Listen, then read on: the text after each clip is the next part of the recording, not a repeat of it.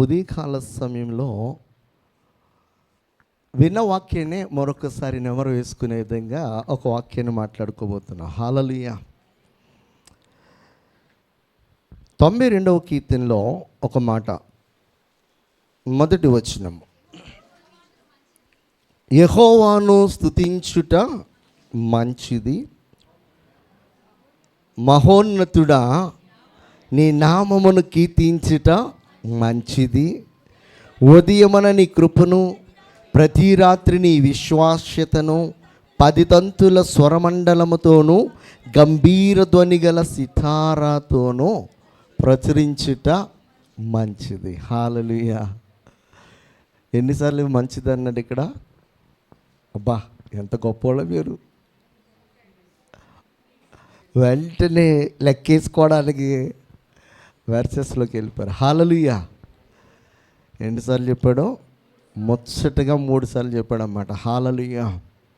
అయితే మొదటి మంచి గురించి మనం మాట్లాడుకుందాం. మొదటి మంచి ఏంటన్నమాట? యెహోవాను స్తుతించుట మంచిది. చాలామందికి తెలియని విషయం ఏంటంటే, దేవుణ్ణి స్తుతిస్తూ ఉంటే, దేవుణ్ణి ఎప్పుడైతే మనము ఆయన ప్రైజ్ అండ్ వర్షిప్ చేస్తూ ఉంటామో, అప్పుడు మన జీవితమునకు కావలసిన వాటినన్నిటినీ కూడా ఆ ప్రైజ్ అండ్ వర్షిప్లోనే చాలా వరకు మనం పొందుకుంటాం. మనం మోకరించి జస్ట్ ఒక 2 నిమిషాలు కూడా స్తుతులు చెల్లించుకోకుండా 3వ నిమిషంలో మన యొక్క రిక్వెస్ట్లన్నీ కూడా వెళ్తూ ఉంటాయి, ఒకదాని తర్వాత ఒకటి, ఒకదాని తర్వాత ఒకటి.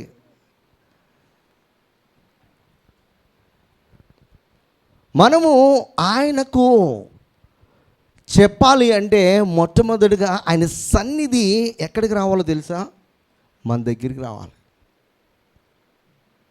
ఎక్కడికి రావాలి? మన దగ్గరికి రావాలి. ఆయన సన్నిధిని మన దగ్గరికి, బాగా దగ్గరికి తీసుకుని వచ్చేది ఏంటో తెలుసా? స్తుతి అన్నమాట. హల్లెలూయా.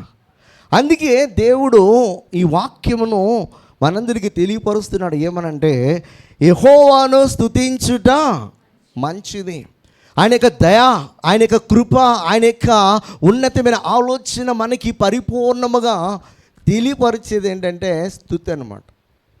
ఈ స్తుతి ఎప్పుడైతే నువ్వు హృదయపూర్వకంగా, మనపూర్వకంగా, నీ శక్తి కొలది ఆయన స్తుతించటము నువ్వు ఆరంభిస్తావో, ఒక్కొక్కటిగా ఆయన యాట్రిబ్యూట్స్ని, ఆయన ఎంత గొప్పవాడో, ఆయన ఎంత శక్తిమంతుడో, ఎంత దయగలిగినవాడో, ఎంత అద్భుత కార్యాలు చేశాడో, వీటిని అన్నిటినీ కూడా నెమర వేసుకుంటూ కొద్దిసేపు స్తుతించేసరికి ఆటోమేటిక్గా నీ మనస్సు, నీ హృదయము పరిపూర్ణముగా ఆయన వైపు కేంద్రీకృతం అవుతుంది అన్నమాట.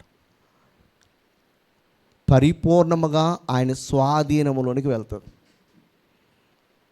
ఆయన స్వాధీనములోనికి వెళ్ళిన తర్వాత ఏమి అడగాలో, ఎలా అడగాలో అంతా కూడా ఎవరు చేపిస్తారు నీ ద్వారా?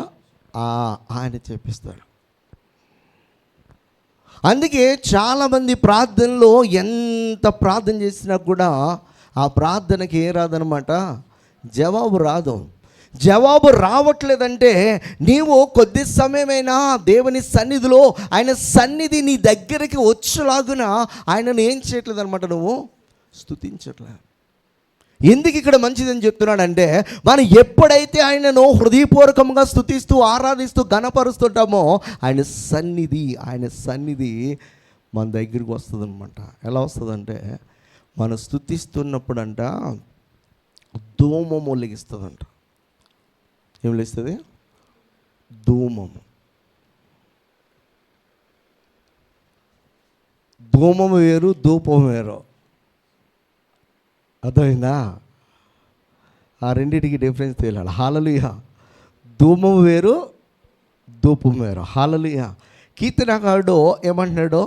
నేను సాయంకాలం చేతులెత్తుట నైవేద్యముగాను,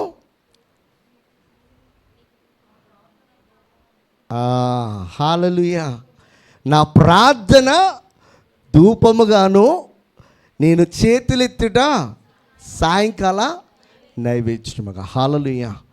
అయితే ఇక్కడ ప్రార్థన, స్తుతి ఈ రెండు కలిసినప్పుడు ఈ యొక్క ధూపము ఎక్కడికి వెళ్తుందో తెలుసా? దేవుని సన్నిధికి ఒక స్తంభములా వెళ్తుందంట. ఎలా వెళ్తుంది? ఒక స్తంభము. అరణ్యములో ఇశ్రాయేలు మధ్యన దేవుడు ఎలా నడిచాడైనా? మేఘస్తంభముగా, అగ్ని స్తంభముగా ఆయన నడిచాను. మనము ఆ మేఘస్తంభము, ఆ అగ్ని స్తంభము ఎప్పుడు వారి మధ్యన ఉండేదిగా ఉన్నదంటే, వారు దేవుని యొక్క మాటకు లోబడి దేవుని స్తుతిస్తూ దేవుని ఆరాధిస్తూ వారు నడుస్తూనే ఉండాలి. ఆయన మాత్రమే కాదు, మనము కూడా ఒక ధూమ స్తంభముగా మారాలి అని చెప్పేసి దేవుడు ఆశిస్తున్నాడు. ప్రసంగికాడు చెప్తాడు, ప్రసంగి కాదు, పరమగీతాల్లో 3వ అధ్యాయము 6వ వచనం. ధూమ స్తంభముల వలె అరణ్య మార్గముగా వచ్చు ఇది ఏమంటున్నాడు అక్కడ? ధూమ స్తంభముల వలె అరణ్య మార్గముగా వచ్చు ఇది ఏమి? అరణ్య మార్గమున వచ్చినది ఎవరు?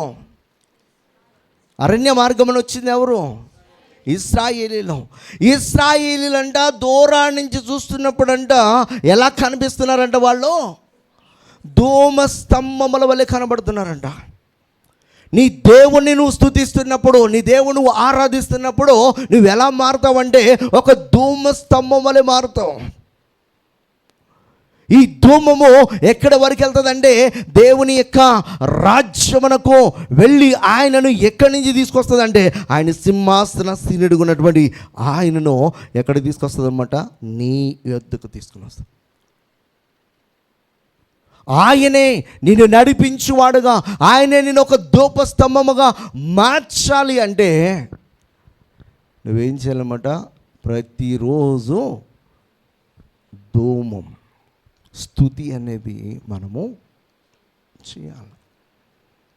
ఈ స్తుతి అనేది మనం చెల్లించుకోకుండా డైరెక్ట్గా మనం వచ్చి అడిగితే అక్కడ పని అవదన్నమాట. హల్లెలూయా. ఎందుకు పని అవుతుందంటే, స్తుతి చెల్లిస్తున్నప్పుడు దేవుని యొక్క ప్రత్యక్షత, దేవుని యొక్క సన్నిధి నీ దగ్గరికి వచ్చినప్పుడు నీ హృదయంలో ఉన్నటువంటి శరీర సంబంధమైనటువంటి కోరికలకు బదులుగా ఆత్మ సంబంధమైన వాటిని అడగడానికి దేవుడు నీలోనికి ఆ ఆత్మను ప్రవేశపెడతాడు. దేవుని యొక్క ఆలోచన నీకు తెలియపరుస్తాడు. ఎప్పుడైతే నువ్వు అలా స్తుతిస్తూ ఆయనను ఆరాధిస్తూ ఉంటావో అప్పుడు ఆటోమేటిక్గా నీ మనస్సులో ఒక తేలిక అనేది వస్తుంది. నీ గుండెల్లో ఉన్నటువంటి భారం అంతా కూడా దిగిపోతుంది. శత్రువుని జయించాలంటే మొట్టమొదటిగా మనము అంతర్గత ఘర్షణ ఒకటి ఉంటుంది. అంతర్గతంగా ఈ ఘర్షణను మనం జయించగలగాలి. మన హృదయంలో, మన యొక్క శరీరంలో ఎన్నో కోరికలు, ఎన్నో ఆశలు, ఎన్నో అలవాట్లు, వీటన్నిటి చేత నిండిపోయి దేవుని సన్నిధికి వచ్చి మనం అడుగుతున్నప్పుడు అవి దేవుని యొద్దకు వెళ్ళవు. మనం ఎప్పుడైతే హృదయపూర్వకంగా దేవుని యొక్క శక్తిని, దేవుని యొక్క ఆలోచనను ఎరిగినటువంటి వారమై ఆయన స్తుతిస్తూ ఆరాధిస్తూ ఘనపరుస్తున్నప్పుడు ఒక్కొక్కటిగా మనము ఆయన సన్నిధిలో ఒప్పుకుంటూ ఉన్నప్పుడు వాటినన్నిటినీ కూడా దేవుడు ఏం చేస్తుంటాడనమాట? తొలగిస్తున్నప్పుడు మన యొక్క శరీరంలో మనలను పాపం వైపు లాగేవి, మనను శరీర సంబంధమైన అలవాట్ల వైపు లాగేవి, శరీర కోరికల వైపు లాగేవి, వీటినన్నిటినీ కూడా ఒక్కొక్కటిగా మనము ఆయన సన్నిధిలో ఒప్పుకొని ఆయన స్తుతిస్తూ ఉన్నప్పుడు అవన్నీ తొలగించబడిన తర్వాత మన శరీరము, మన ప్రాణము, మన ఆత్మ ఎవరి స్వాధీనంలోకి వెళ్తుందంటే దేవుని స్వాధీనంలోకి వెళ్తుంది. అప్పుడు మనము దేవుని సన్నిధిలో కన్నీరు కారుస్తూ రోదన చేస్తూ ఆయనను వేడుకుంటాం. ఎంతమంది ప్రతిరోజు కూడా దేవుని సన్నిధిలో కన్నీరు కార్చి ప్రార్థన చేస్తూ ఉన్నాం. కన్నీరు కార్చకపోతే నాకు ఆ రోజు ప్రార్థన చేసినట్టుగా ఆ ఫీలే ఉండదు. నాకు కన్నీరు కార్చుకోకుండా నేను ప్రార్థన చేస్తే నాకు అది సాటిస్ఫాక్షన్ ఉండదు. అలాగని కన్నీరు తెచ్చుకోవడానికి కష్టపడ్డాను. అది ఆత్మ సంబంధమైన దుఃఖముగా రావాలి. అది ఎప్పుడైతే నేను చేస్తానో ఆ ప్రార్థన అవ్వగానే నాకు మనసులో ఒక కాన్ఫిడెన్స్ ఏంటో తెలుసా, ఈ ప్రార్థన నాకు దేవుడు సమాధానం ఇచ్చేస్తాడు, నాకు జయం అనేది వచ్చింది అని అక్కడి నుంచి లేచినప్పుడే నాకు అర్థమైపోతుంది. కొంతమందితో చెప్పేస్తాను, నేను ప్రార్థన చేసినప్పుడు చెప్తాను, దేవుడు నీకు ఇచ్చేస్తాడు పో అని. కొంతమంది వచ్చి చెప్పండి, ఆ ప్రార్థన నడిపింపు రాదు, ఆ సమయంలో రాదు. దేవుని యొక్క సంకల్పము, దేవుని యొక్క ఉద్దేశం ఉన్నప్పుడు మనం అలా మోకరించి కొద్ది సమయము మనము ఆయన యొక్క శక్తిని, ఆయన యొక్క ప్రేమను, ఆయన యొక్క ఉన్నతమైన ప్రణాళికను ఒక్కొక్కటి నెమరు వేసుకుంటూ ఆయన స్తుతిస్తే ఆ తర్వాత అంతా కూడా నడిపించేది ఎవరో తెలుసా, ఆయన నడిపిస్తాడు. హల్లెలూయా, హల్లెలూయా. ముందు మనమే నడిపింపబడితే ఇక ఆయన ఎక్కడ వస్తాడా? ఛాన్సే లేదు. ఇక్కడ అరణ్య మార్గమున వస్తున్నటువంటి ఇశ్రాయేలు ధూమము వలె దూరానున్నటువంటి ప్రజలకు కనపడుతూ ఉన్నారు. అరణ్య మార్గమున ధూమ స్తంభముల వలె వచ్చు ఇది ఏమి. హల్లెలూయా. 12 గోత్రాలు 12 స్తంభాలుగా ఇదిగో అక్కడ ఉన్నటువంటి ప్రజలు ఇదిగో ధూమ స్తంభముల వలె వారు కదులుతూ ఉన్నప్పుడు ఎలా ఉంటుందో ఒకసారి ఆలోచించండి. మన సంఘంలో, మన కుటుంబంలో, మన యొక్క వ్యక్తిగత జీవితంలో ప్రతిరోజు మనము స్తుతిస్తున్నప్పుడు ఈ ధూమము ఎక్కడికి వెళ్తుంది అనమాట, మనం వెళ్తున్నప్పుడు ఆ ధూమం ముందు నడుస్తుంది అనమాట. హల్లెలూయా, హల్లెలూయా. ముందు మనం కాదు కనపడేది, ఇది ఆ ధూమము ముందు నడుస్తుంది అనమాట. హల్లెలూయా. మనం చూడండి, ఇన్ని నిప్పుల మీద మనము సాంబ్రాణి వేస్తే ఏది ముందు నడుస్తుంది? ఆ ధూమం అంటే అదే పొగ ఏమవుతుంది, ముందు నడుస్తాడు. హల్లెలూయా. నీవు ఎప్పుడైతే హృదయపూర్వకంగా స్తుతించటము ఆరంభిస్తావో నీ స్తుతి ధూమము ఒక స్తంభములాగా చుట్టూ ఆవరిస్తుంది అనమాట. అది నిన్ను కవర్ చేస్తుంది అనమాట. అది నిన్ను కవర్ చేసినప్పుడు ఏ శత్రువు కూడా నిన్ను జయించలేడు. బైబిల్ గ్రంథంలో అద్భుతమైన కార్యాలు ఎక్కడ జరిగినాయంటే స్తుతి ద్వారానే జరిగాయి. హల్లెలూయా, హల్లెలూయా. దేవుని స్తుతించుడు ద్వారానే వారి యొక్క శత్రువుల పైన దేవుడు వారి కొరకు ఏం చేశాడనమాట, మాటుగాండ్రను పెట్టి మరి యుద్ధం చేశాడంట. హల్లెలూయా, హల్లెలూయా. దేవుణ్ణి స్తుతిస్తే, దేవుని ఆరాధిస్తే, దేవుని మనము హృదయపూర్వకముగా ఆయన యొక్క సన్నిధిలో ఆరాధన చేస్తున్నప్పుడు ఏ విషయమై నువ్వు కృంగిపోయి బాధలకు ఇబ్బందులకు గురైపోయి నిరాశ నిస్పృహల మధ్య ఉండి అని ఆరాధిస్తున్నావో అవన్నీ కూడా ఏమైపోతాయి తెలుసా, పోతాయి. ఒక్కొక్కటిగా అన్నీ పోతాయి. అందుకే ఇక్కడ చెప్తున్నాడు అన్నమాట, ఏమనంట, యెహోవాను స్తుతించుట మంచిది. 147 కీర్తన 1వ వచనము, యెహోవాను స్తుతించుడి, మన దేవునికి స్తోత్రగానము చేయుట మంచిది, అది మనోహరము. స్తోత్రము చేయుట తప్పిదము కాదు, అది ఏంటది, ఒప్పిదము.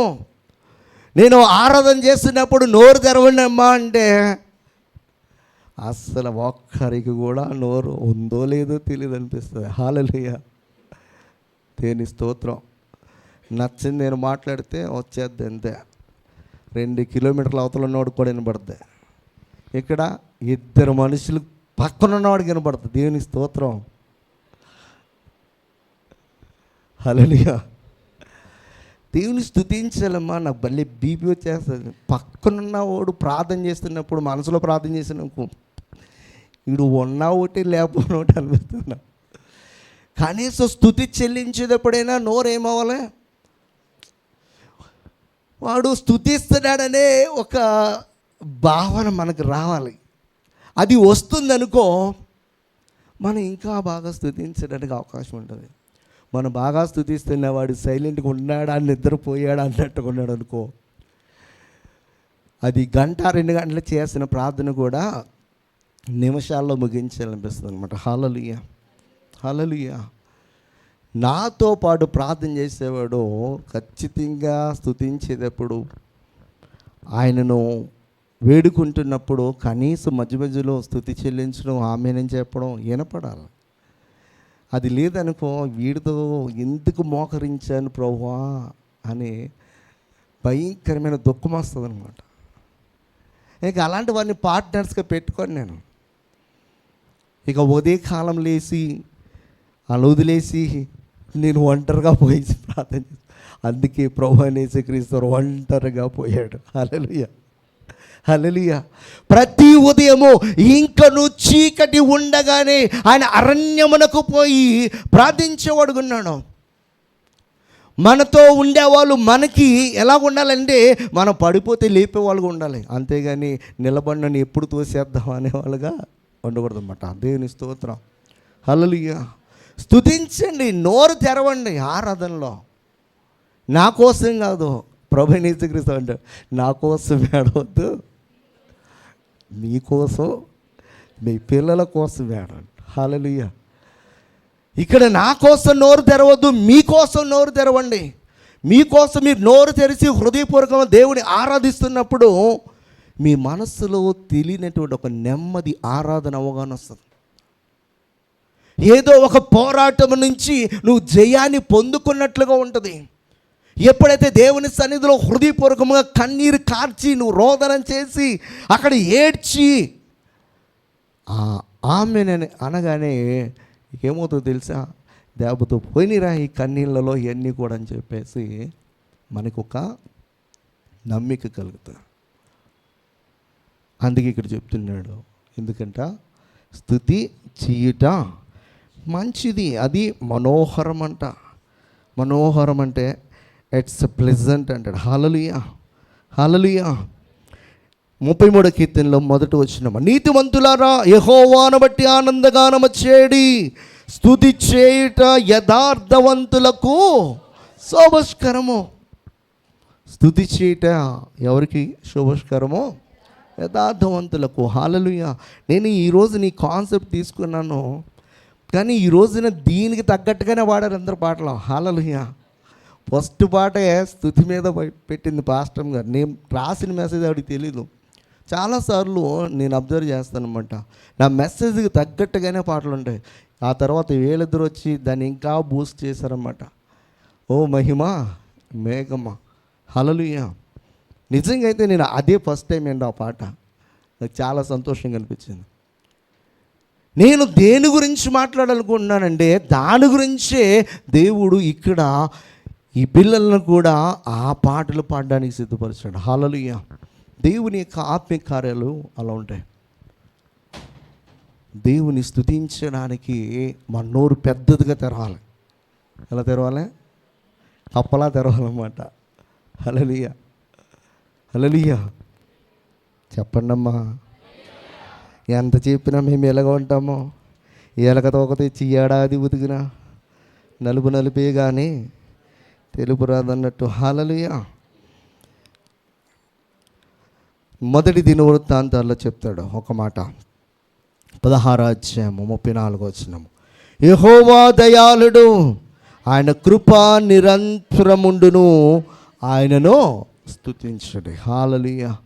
ఆయన యొక్క కృప మనకి నిరంతరము కావాలన్నా, మనకి మన యొక్క జీవితము మనోహరముగా ఉండాలన్నా, మన యొక్క జీవితము శోభస్కరముగా ఉండాలన్నా మనం చేయాల్సింది ఏంటో తెలుసా? స్తుతి. ఎందుకు మంచిదని చెప్తున్నాడంటే మనకి మనోహరముగా ఉండాలన్నా, మనకి శోభస్కరంగా ఉండాలన్నా, మనము ఆయనకి దయ మనపై విస్తారముగా కుమ్మరింపబడాలన్నా ఏం చేయాలన్నమాట? ఏం చేయాలి? ఏం చేయాలి? దేవుని స్తోత్రం, హల్లెలూయా. యెషయా ప్రవక్త అంటాడు, 6వ అధ్యాయము 3-4 మాటలు చదువుదాం. వారు సైన్యములకు అధిపతియగు యెహోవా పరిశుద్ధుడు పరిశుద్ధుడు పరిశుద్ధుడు అని ఏమంట, సర్వలోకము ఆయన మహిమతో నిండి ఉన్నదని గొప్ప స్వరముతో ప్రతిగానములు చేచుండిరి. వారి కంఠస్వరము వలన గడప కమ్ముల పునాదులు కదులుచు మందిరము ధూమము చేత నిండగా. దేవునికి స్తోత్రం. సైన్యములకు అధిపతియగు యెహోవాను, అక్కడ ఉన్నటువంటి దేవదూతలు, కెరూబులు, సెరాపులు అందరూ కూడా ఇదిగో యుగ యుగాలు జీవించుతున్నటువంటి ఈ దేవుడు పరిశుద్ధుడు పరిశుద్ధుడు పరిశుద్ధుడు పరిశుద్ధుడు అని స్తుతిస్తూ ఆయనను ఆరాధిస్తున్నప్పుడంట ఆ మందిరపు గడప పునాదులు ఏమవుతున్నాయంట? కదులుచున్నాయి. కదలడం మాత్రమే కాదు, అక్కడ ధూమము చేత దేవాలయం అంతా కూడా ఏమైపోయిందంట? నిండిపోయింది. మరి అక్కడ దేవాలయమే నిండాలా? మన దేవాలయం నిండకూడదా? మన దేవాలయం అంటే ఇది అనుకుంటారు మీరే. ఎవరో మనము దేవుని యొక్క సన్నిధిని ప్రతిరోజు కూడా కలిగి ఉంటాము. ఎలా అంటే మనము స్తుతిస్తున్నప్పుడు మనం ఎలా మారుతామంటే ఒక ధూమ స్తంభముగా. ఈ దేహం అనే ఆలయము ఈ ధూమము చేత నిండుకోవాలి. అందుకే అంటున్నాడు అక్కడ, ఏమన్నాడు? అరణ్య మార్గమున వచ్చుచున్నటువంటి ధూమ స్తంభముల వలె వచ్చుచున్నటువంటి ఇది ఏంటి? దేవుని స్తుతిస్తూ వారు వస్తూ ఉన్నప్పుడు అది ఎలా కనబడుతుంది అన్నమాట? దూరాన్ని ఉన్న వాళ్ళకి ఒక ధూమ స్తంభముగా కనబడుతుంది. నీ ఇంటిలో ప్రతిరోజు కూడా ఏముండాలన్నమాట? స్తుతి ధూమం ఉండాలి. ఈ స్తుతి ధూమము నీ ముందర నడవాలి. ఈ స్తుతి ధూమము చేత నువ్వు నింపబడాలి. ఈ స్తుతి ధూమము నువ్వు ఎక్కడికి తీసుకురావాలంటే మందిరానికి తీసుకురావాలి. ఈ మందిరం అంతా కూడా ఇది ఓ స్తుతి ధూమ స్తంభముల చేత నింపబడినప్పుడు ఇది దూరానున్నటువంటి వారికి ఎలా కనబడుతుంది అంటే ఒక టోర్నడోలా కనబడుతుంది అన్నమాట. ఇప్పుడు దీపస్తంభం ఉందా? దీపస్తంభం ఒక్కడ పెడితే దూరాన్ని ఉన్నవాడు కనబడద్దా? అది 100 పెట్టు, 1000 పెట్టు, 1,00,000 పెట్టు, అప్పుడు ఏమవుతుంది? చాలా దూరం ఉన్నవాడు కూడా కనబడుతుంది. ఇజ్రాయిలు ఎంతో దూరాన్ని ఉండగానే అనేకులకు ఏమవుతుందన్నమాట? కనపడుతుంది. మనం కనపడాలంటే దేవునికి ఇష్టమైన రీతిలో మనం దేవుని ఏం చేయాలన్నమాట? స్తుతించాలి. ఆయన ఎప్పుడైతే మనం స్తుతిస్తామో దేవుని యొక్క ఉన్నతమైనటువంటి కార్యములు మన జీవితంలో ఆరంభమవుతాయి. హల్లెలూయా.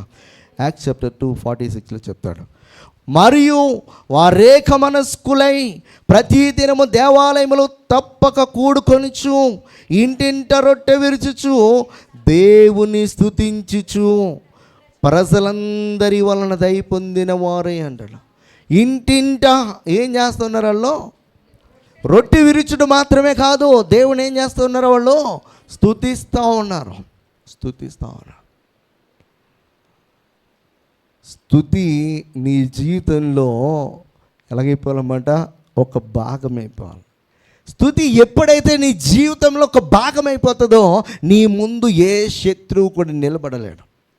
ఎంత బలవంతుడైనా, ఎంత గొల్యాతు లాంటి బలవంతుడైనా బాలునైనటువంటి దావీదు ముందు ఎలాగైతే ఓడిపోయాడో అలాగే నీ జీవితంలో వచ్చి ఎలాంటి శ్రమ అయినా, ఎలాంటి ఇరుకైనా, ఎలాంటి ఇబ్బంది అయినా, ఎలాంటి ప్రతికూల పరిస్థితులైనా కూడా అన్నిటినీ కూడా ఈ స్తుతి ఏం చేస్తావు తెలుసా?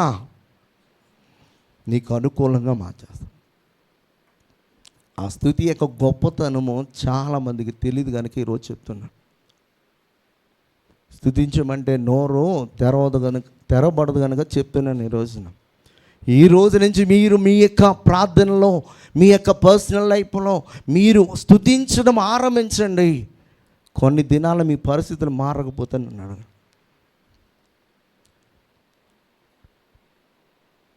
స్తుతి మన పరిస్థితులన్నిటినీ కూడా మార్చేస్తుంది. హల్లెలూయా. 24 లూకాసు వార్త 52, 53. వారు ఆయనకు నమస్కారము చేసి మహా ఆనందముతో యెరూషలేమునకు తిరిగి వెళ్ళి ఎడతెగక దేవాలయములో ఉండి దేవుని స్తోత్రము చేచుండిరి. దేవుడు చెప్పాడు ఏమనంటే, నాయనా, మీరు పైనుంచి వచ్చే ఆ శక్తిని పొందుకునేంత వరకు ఇదిగో ఈ యెరూషలేమును, ఈ ప్రాంతమును మీరు విడిచిపెట్టి వెళ్ళొద్దు అని చెప్పి, ఆ శక్తిని పొందుకోవడానికి మీరు చేయాల్సింది ఏంటంటే ఆ దేవుని స్తుతించమని చెప్పాడు. మీరు స్తుతించండి.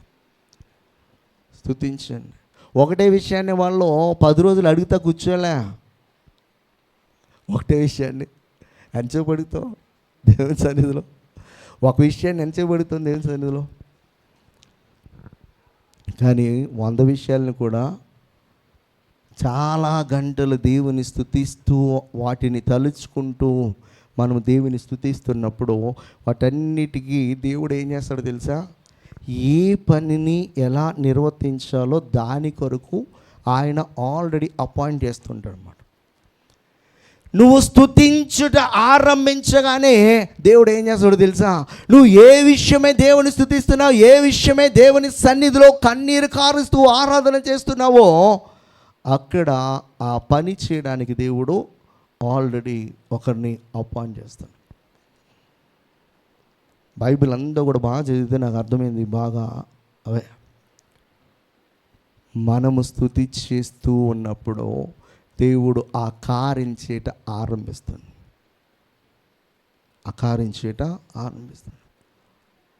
వారు స్తుతిస్తూ దేవుణ్ణి మహిమపరుస్తూ ఉన్నప్పుడు పరలోకము నుంచి ఆ యొక్క పరిశుద్ధాత్మ దేవుడు అలా వారిపైకి దిగి రావటం సరే. నువ్వు పరిశుద్ధాత్మ దేవుని నువ్వు పొందుకోవాలంటే నువ్వు ఆయనను స్తుతించు. హృదయపూర్వకంగా నువ్వు స్తుతిస్తున్నప్పుడు ఖచ్చితంగా నువ్వు ఆయనను నీ హృదయంలోనికి వచ్చినట్లుగా నువ్వేం చేసుకుంటున్నావు అనమాట? ఒక ద్వారమును, ఒక మార్గమును సరళం చేసుకుంటున్నావు. హల్లెలూయా. యాక్ట్స్ చాప్టర్లో 2వ అధ్యాయము మొదటి 4 మాటలు మనం చదివినప్పుడు, పెంతెకొస్తు పండుగ దినం వచ్చినప్పుడు అందరూ ఒక చోట కూడి ఉండిరి. అప్పుడు వేగముగా వీచు బలమైన గాలి వంటి ఒక ధ్వని ఆకాశము నుండి అకస్మాత్తుగా వారు కూర్చుండని ఇల్లు అంతయు ఉండేనంట. హల్లెలూయా. మరియు అగ్ని జ్వాలల వంటి నాలుకలు విభాగింపబడినట్లుగా కనబడి వారిలో ఒక్కొక్కరి మీద వాళ్ళగా అందరూ పరిశుద్ధాత్మతో నిండిన వారే. ఆ ఆత్మ వారికి వాక్ శక్తిని అనుగ్రహించిన కొలది అన్య భాషలతో మాట్లాడారంట. హల్లెలూయా. 10 రోజులు వీళ్ళు ఏం చేశారు తెలుసా? స్తుతిస్తా ఉన్నారు. దేవుడు వారికి వాగ్దానం చేసినట్లుగా ఆ పైనుంచి వారు శక్తిని పొందుకోవడానికి 10 రోజులు దేవుడు చెప్పినట్లుగా వారు బయటికి పోకోకుండా దేవుని స్తుతిస్తూ ఉన్నాడు. నువ్వు ఎక్కువసేపు ప్రార్థన చేయాలంటే సూత్రం ఏంటో తెలుసా? స్తుతే. నువ్వు హృదయపూర్వకంగా నువ్వు మోకాళ్ళేసి ప్రార్థన చేయడానికి ముందు కొద్ది సమయము ఆయనను ప్రైజ్ అండ్ వర్షిప్ చేయి. హృదయపూర్వకంగా చేయి. నీకు తెలిసినటువంటి ఆయన యొక్క క్యారెక్టర్స్, ఆయన యొక్క యాట్రిబ్యూట్స్, ఆయన ఎలాంటి వాడో, ఏ కార్యాలు చేశాడో ఆది కాండం మొదలుపెట్టు. ప్రభువా యెహోవా, నీ నోటి మాట ద్వారా శూన్యములో సమస్తమును కలుగజేసినటువంటి దేవుడు అయ్యా, నీకు వందనాలను మొదలుపెట్టు. నీకు గుర్తొచ్చినటువంటి విశ్వాసుల పేర్లు ఎత్తు. అబ్రహాము, ఇస్సాకు, యాకోబులు దేవుడు ఎలా పిలుచుకుని ఎలా కార్యాలు చేశాడో ఒక్కొక్కటి నువ్వు నెమరు వేసుకోవడానికి ప్రయత్నం చేస్తున్నప్పుడు వాళ్ళ గురించి నువ్వు ఎప్పుడైతే హృదయపూర్వకంగా ఎత్తి నువ్వు ప్రార్థన చేస్తూ ఉంటావో వారినే అంతగా ఆశీర్వదించావు, వారి జీవితంలో ఇంత గొప్ప కార్యాలు చేస్తావు.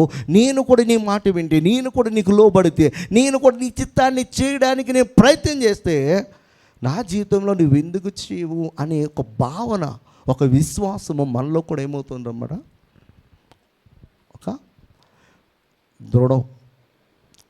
ఒక దృఢ నిశ్చయత అనేది మనలో వస్తుంది అనమాట. హల్లెలూయా, ఖచ్చితంగా వస్తుంది.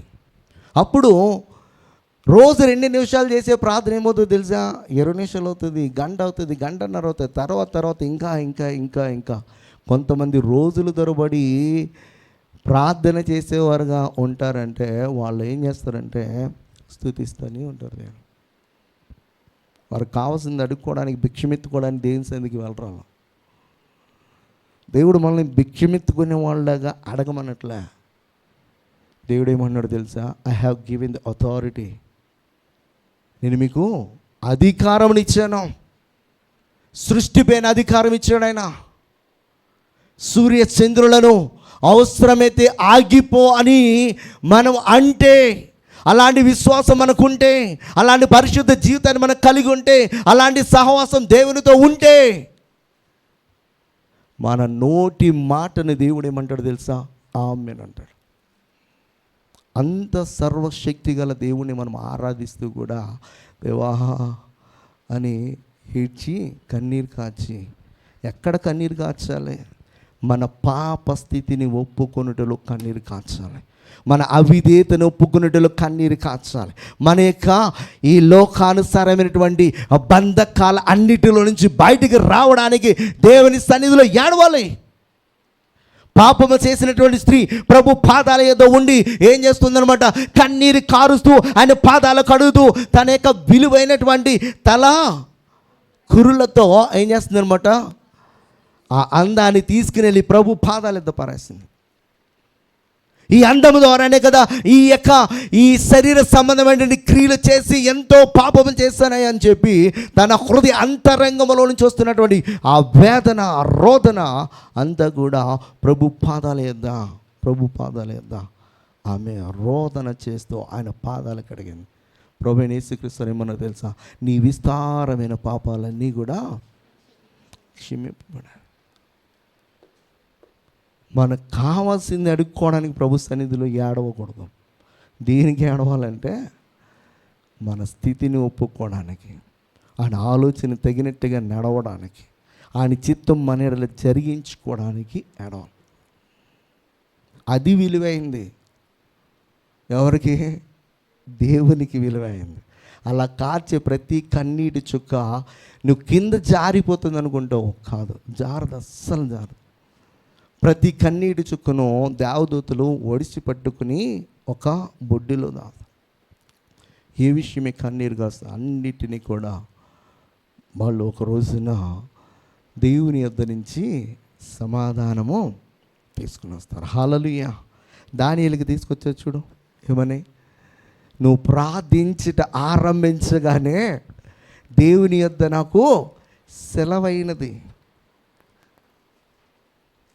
మనం ఆరంభించగానే దేవుని యొద్ద నుంచి మనకి సమాధానం వస్తుంది. హల్లెలూయా. 50వ కీర్తన 23వ వచనము, స్తుతి యాగం అర్పించువాడు నన్ను మహిమపరుచుచున్నాడు, నేను వానికి దేవుని రక్షణ కనుపరుచున్నట్లు వాడు మార్గము సిద్ధపరచుకొనెను. దేవునికి స్తోత్రం. స్తుతి యాగం అర్పించువాడు అంటే ఏం చేస్తున్నాడు, నన్ను మహిమపరుచున్నాడు, నేను వానికి దేవుని రక్షణ కనుపరిచినట్లు వాడు మార్గాన్ని ఏం చేసుకుంటున్నాడు అనమాట, సిద్ధపరచుకుంటున్నాడు. హృదయపూర్వకంగా మనం స్తుతిస్తున్నప్పుడు మార్గం ఏమవుతుంది, అక్కడ సిద్ధపరచబడుతుంది, మనకి స్నానం చేయబడుతుంది. అందుకు మంచిదన్నమాట. ఎందుకు మంచిది స్థితి అంటే అందుకు అనమాట. హల్లెలూయా. 30వ కీర్తనలో 12వ వచనం చెప్తాడు, నీవు నా గోనె పట్ట విడిపించి సంతోష వస్త్రము నన్ను ధరింపచేసి ఉన్నావు, యెహోవా నా దేవా, నిత్యము నేను నిన్ను. దావీదుకి తెలుసు స్తుతి యొక్క శక్తి, స్తుతి యొక్క గొప్పతనము, స్తుతి ఎంత మంచిదో దావీదుకి తెలుసు. కనుకనే దినమునకు 7 మార్లు స్తుతించాడంట. ఎన్ని మార్లు? 7 మార్లు. మా ఆత్మీయ తండ్రి అంటే మమ్మల్ని చిన్నప్పటి నుంచి నడిపించినటువంటి ఒక దైవజనుడు అన్నమాట. ఆయన 2వ క్లాసే చదువుకున్నాడు. ఆయన ఎంతసేపు స్తుతిస్తూనే ఉండేవాడైనా. నువ్వు రోడ్డు మీద వెళ్తా స్తుతించేవాడు, పని చేస్తా స్తుతించేవాడు. కొంతమంది ఈ గేలు చేసేవారు. నేను అంత మాట భక్తి పడలేదు. ఆయన భక్తి పడే. ఆయన ఎంత భక్తి పడో ఆయన చెప్పినటువంటి ఒక మాట, ఆయన వాక్యాన్ని ఎంత బాగా రిసీవ్ చేసుకున్నాడంటే, యేసుక్రీస్తు వారి గురించి ఒక ప్రవచనము, ఆయన ఎముకల్లో ఒకటేనను, చెప్పండి అమ్మా తెలియనట్టు, ఆ ఎముకలలో ఒకటేనను విరిగిపోదని చెప్పాను. ఆ మాట ఆయనకి ఆస్వాదించుకుని విశ్వాసంతో, నేను చచ్చిపోయే వరకు కూడా ఒక ఎముక కూడా ఇరగదో, ఇరగనివాడు దేవుడు అని చెప్పి చచ్చిపోయే వరకు కూడా పన్ను కూడా వాళ్ళే. దానికి 90 సంవత్సరాలు బతికాడు. చనిపోయే వరకు కూడా ఆయన తిరుగుతూనే ఉన్నాడు. తలంతా కూడా చక్కగా మెరిసిపోయి ఉంటుంది అనమాట. తలనెరు వృద్ధులకు కిరీటము. దేని స్తోత్రం. తలనెరు వృద్ధులకు కిరీటము. అలాగా ఆయనకి తలంతా కూడా మెరిచిపోయేలాగా ఎప్పుడు ఒకటే. మనకి భారతీయుల కమలాసనలాగా పక్కపాబుడు అనమాట.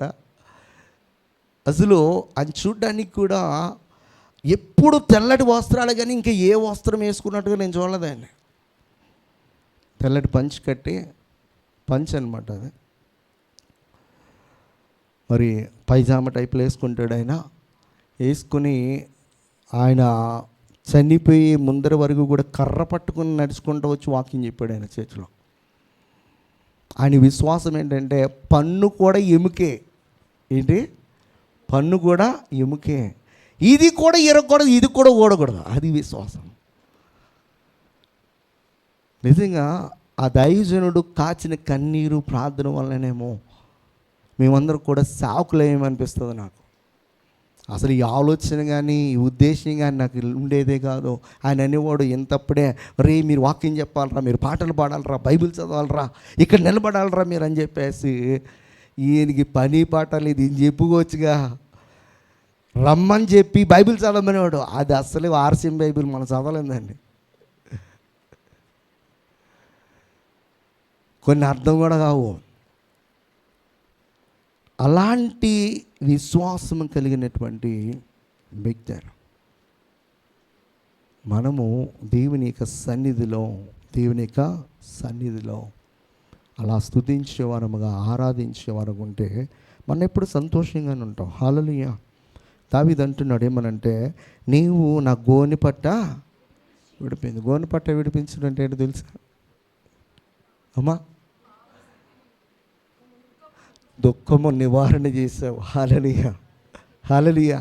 దుఃఖ నివారణ అయ్యి నేను సంతోష వస్త్రములు ధరించి నిన్ను నిత్యము స్తుతిస్తున్నాను చెప్తున్నాడు. హల్లెలూయా, హల్లెలూయా. స్తుతి మనము ఎలా మారాలంటే ఒక ధూమం వలె మారాలి, ధూమ స్తంభముల వలె మారాలి. ఇంకొక మాట మనం చదువుదాం. మొదటి దినవృత్తాంతాలు 23వ అధ్యాయము 5వ వచనము.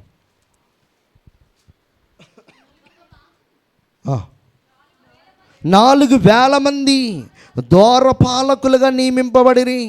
మరి 4,000 మంది స్తుతి చేయు నిమిత్తమై దావీదు చేయించిన వాద్య విశేషములతో యెహోవాను స్తుతించువారుగా నియమింపబడిరి. ఎంతమంది? ఎవరు నియమించారు? దావీదుకి తెలుసు ఈ దేవాలయం అంతా కూడా దేని చేత నింపబడాలని, స్తుతి ధూమము చేత నింపబడాలి అని ఎంతమందిని పెట్టాడో? 4,000 మంది. ఎంతమందికి అక్కడ ఉన్నది, ఎంతమంది, కొన్ని లక్షల మందికి ఎంతమంది ధూమం వేస్తున్నారు అక్కడ? 4,000 మంది యాజకులు నిత్యము ఈ దేవాలయము ఎలా కనబడాలంటే ఇజ్రాయెల్ 12 గోత్రాలకి ఒక ధూమ స్తంభం వలె కనబడాలి. ఈ చుట్టుపక్కల ప్రతి రాజ్యానికి ఇది ఎలా కనబడాలంటే ధూమ స్తంభం వలె కనబడాలి అని చెప్పి 4,000 మందిని ఏం చేస్తున్నాడనమాట, ప్రత్యేకించి ధూమము వేయడానికి, స్తుతించడానికి. మరి మన ఇంట్లో బాగుండాలని, మన ఇల్లు ధూమం చేత నింపబడాలని, మన సంఘము ధూమం చేత నింపబడాలని మనం ఎంతసేపు స్తుతిస్తూ ఉన్నాం?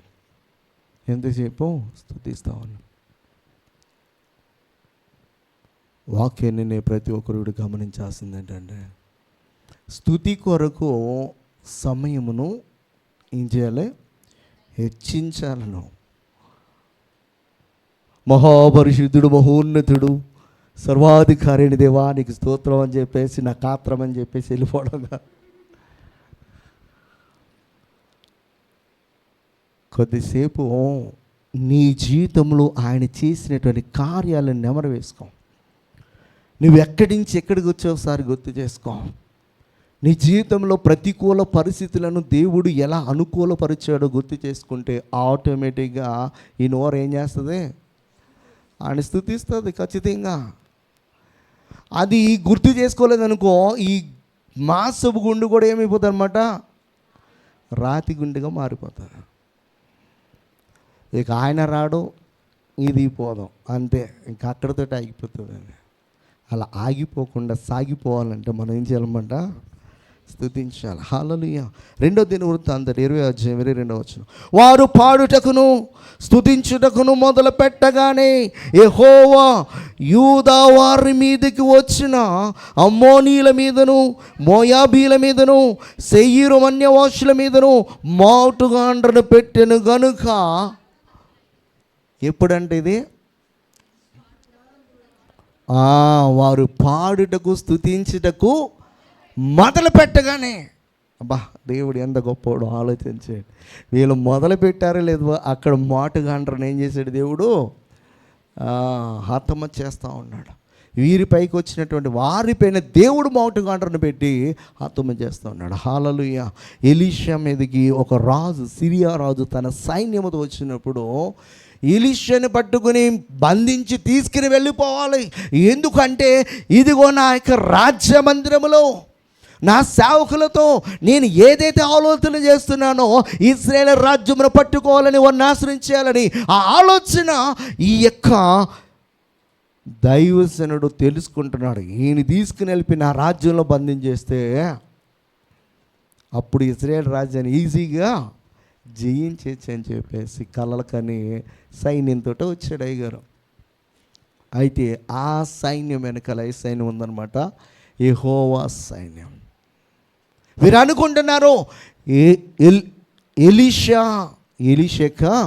దాసుడు మనకు దొరికేస్తారా, ఇక అయిపోయారు వీళ్ళ పని అనుకోండి.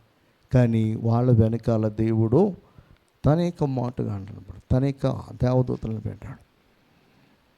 చాలామంది అనుకుంటారు ఏమన్నా తెలుసా, వీడేముందు ఒంటరివాడు అని చెప్పేసి. దేవుడు ఏమన్నాడు తెలుసా? మీలో ఒంటరి వాడు 1000 మందితో సమానమండి. ఆ 1000 మంది ఇక్కడ కనపడరు, సమయం వచ్చినప్పుడు కనపడతారు. హల్లెలూయా, హల్లెలూయా. దేవుని యొక్క ఉన్నతమైన కార్యాలు సమయంలోనే జరుగుతాయి. మనం అనుకుంటాం 100 మందిని తీసుకెళ్ళి దాన్ని భయపెట్టేచ్చాను. ఆ 100 మంది ఇప్పుడు రావచ్చు, కానీ దెబ్బలాడి జరిగేటప్పుడు 100 మంది టాటా బాయ్ బాయ్ చెప్పేసి వెళ్ళిపోవచ్చు. కానీ సమయం వచ్చినప్పుడు నువ్వు అక్కడ కొన్నా కూడా నీ వెంట అనేకులు వచ్చినట్లుగా దేవుడు కార్యం చేస్తాడు. ఆ స్థుతి అనేది ఒక ధూమం మళ్ళీ దేవుని సన్నిధికి వెళ్ళాలి. అది ఎప్పుడైతే వెళ్తుందో అప్పుడు దేవుని యొక్క కార్యము ఆరంభమవుతుంది. ఇక్కడ వారు స్తుతించుట ఆరంభించగానే దేవుడు అక్కడ యుద్ధం చేయట ఆరంభించాడు. హల్లెలూయా, హల్లెలూయా. 16వ కీర్తనకారుడు చెప్తాడు, 16:7. నాకు ఆలోచనకర్త అయిన యెహోవాను స్తుతించెదను, రాత్రి గడియలలో నా అంతరింద్రియమును నాకు బోధించుచున్నది, నా అంతరింద్రియము నాకు బోధించుచున్నదని చెప్తున్నాడు. నాకు ఆలోచనకర్త అయిన యెహోవా. స్తుతి ఆరంభించగానే శత్రువులు నాశించేయడం దేవుడు అక్కడ మాటగానే పెట్టడమే కాదు, నువ్వు స్తుతి చేయట ఆరంభించగానే దేవుడు ఏమిస్తాడో తెలుసా? నీకు ఆలోచన ఇస్తాడు. వేటి గురించి ఎలా పరిశుద్ధాత్మ దేవుని కన్విన్స్ చేయాలో నీకు ఆలోచన ఇస్తాడు. ఎంత చక్కగా వేడుకోవాలో ఆయన ఏం చేస్తాడన్నమాట, నీకు ఆలోచన ఇస్తాడు. వేటిని ఎలా అడగాలో, మనము పక్కింటికి వెళ్ళినప్పుడు ఎలా పడితే అలా అడిగితే ఇస్తారల్లో ఉన్నది కూడా ఎవరో, కానీ లేనిది కూడా మనం సంపాదించుకోవచ్చు తెలుసా. ఇప్పుడు ఆ ఎదిరింటి అమ్మాయికి నీకు పడదు, ఆమె దగ్గర ఉంది వస్తువు, కానీ ఈమె నీళ్ళు అడిగావు, ఉండే అక్క నీకోసం నేను వెళ్ళొస్తాను అని చెప్పి ఆమె ఏం చేస్తుంది, నీకోసమని అడగదు, నాకు కావాలని తీసుకొచ్చి చాటుగా ఏం చేస్తుంది, నీకు ఇస్తుంది. అదే నీ ఇష్టానుసారమైన పదజాలంతో అడిగావు అనుకో, ఉన్నది కూడా లేదు పోవతలు కాదు. ఇది జరిగేది లోకంలో. దేవుని సన్నిధిలో మనం అడగాల్సిన పద్ధతిని దేవుడు మనకి నేర్పిస్తాడు. ఎప్పుడో తెలుసా? స్తుతి ఆరంభించినప్పుడు. హల్లెలూయా. కీర్తనకారుడు 9 చెప్తాడు, నా పూర్ణ హృదయముతో నేను యెహోవాను స్తుతించెదను, యెహోవా నీ అద్భుత కార్యములన్నిటినీ, అది నా పూర్ణ హృదయంతో నేను యెహోవాను ఏం చేస్తాను అన్నాడో, స్తుతించెదను. యెహోవా నీ అద్భుత కార్యములన్నిటినీ కూడా నేను, అది అన్నిసార్లు ఆయన స్తుతిస్తున్నాడు, అన్ని గంటలు ఆయన స్తుతిస్తూ ఉన్నాడంటే ఏం చేస్తున్నామంట, అద్భుత కార్యాలన్నిటినీ కూడా చక్కగా వివరిస్తూ స్తుతిస్తూ ఉన్నాడు. అది దేవుడు చేసిన ఒక్కొక్క కార్యాన్ని బైబిల్లో కావచ్చు, విశ్వాసుల జీవితాల్లో కావచ్చు, మన జీవితంలో కావచ్చు, ఈ సృష్టి ఆరంభం నుంచి ఆయన చేసిన కార్యాలు ఏదైనా కూడా మనం నెమరు వేసుకుంటూ దేవుని స్తుతిస్తున్నప్పుడు మనము ఎక్కువ సమయము దేవుని సన్నిధిలో గడపగలము. ఆ తర్వాత దేవుడు ఎవరి కోసము మనము ప్రార్థించాలో మనకు ఆలోచన ఇస్తాడు. ఆ సమయంలో నువ్వు చేసే ప్రార్థన వారికి ఏమిస్తుందో తెలుసా? గొప్ప రక్షణ ఇస్తుంది, గొప్ప విడుదల ఇస్తుంది, గొప్ప జయాన్ని ఇస్తుంది, గొప్ప సమాధానాన్ని ఇస్తుంది. అది ఎప్పుడు కలుగుతుందంటే మనం హృదయపూర్వకంగా దేవుని స్తుతించుట ఆరంభించాలి.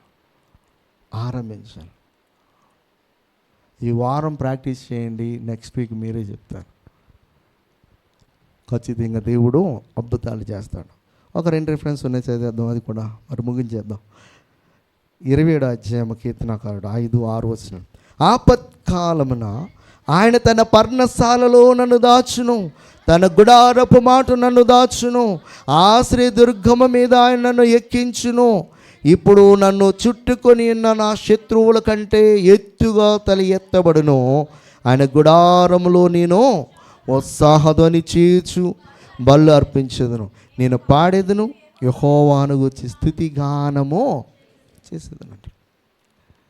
యెహోవాను గూర్చి ఏం చేస్తాడంట? స్తుతిగానము చేస్తానంటున్నాడు. హల్లెలూయా. మనము స్తుతి ఆరంభించగానే దేవుడు మన శత్రువు పైన యుద్ధము చేయట ఆరంభిస్తాడు. ఎందుకు మంచిది స్తుతి? స్తుతి ఎందుకు మంచిది అన్న? నువ్వు తల తోక లేకుండా చెప్పి మధ్యలో ప్రశ్న అడిగావంటే మాకు చాలా కష్టం. హల్లెలూయా. స్తుతి ఎందుకు మంచిది చెప్పాలి. మొట్టమొదటి మాట ఏం చెప్పా? మన ఎదుగు తీసుకున్నది. అది మనోహరము, శోభస్కరము, ఆయన కృప మనపైకి నిరంతరము మనపై ఉండేటట్లుగా చేయడానికి. అలాగే మనం అందరము కూడా ఎలా మారాలి? ధూమ స్తంభముల వల్లే మారాలి. అమ్మా మన మార్గమును సరళం చేయడానికి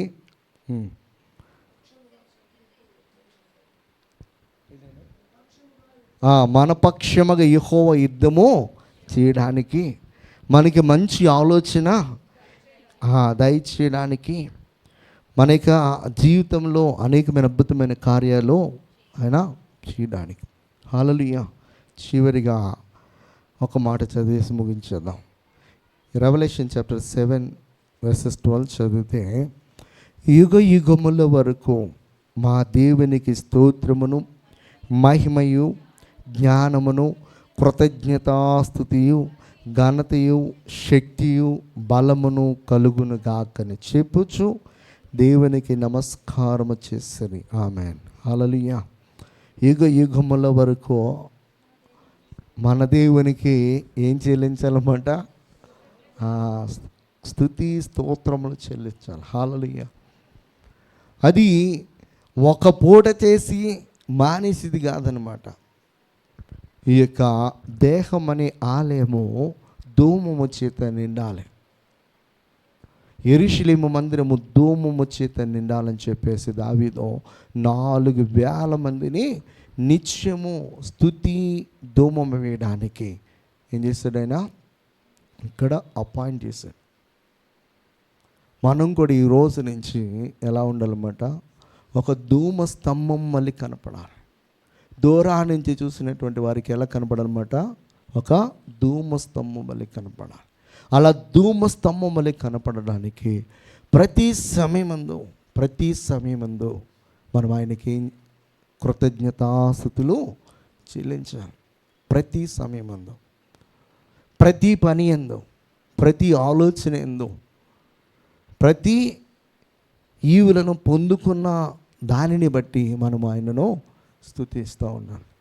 అలా మనం స్తుతిస్తున్నప్పుడు మన జీవితంలో చాలా చాలా చాలా ఉన్నతమైన కార్యాలు జరుగుతాయి. అటువంటి కృపా దేవుడు మనకు అనుగ్రహించునుగాక. ఆమేన్. ప్రార్థన చేసుకుందాం. మహాగణుడవు, మహోన్నతుడవు, సర్వాధికారి అయిన దేవుడవు, సర్వశక్తి గల దేవుడవు, అద్భుతాలు చేసే దేవుడవు,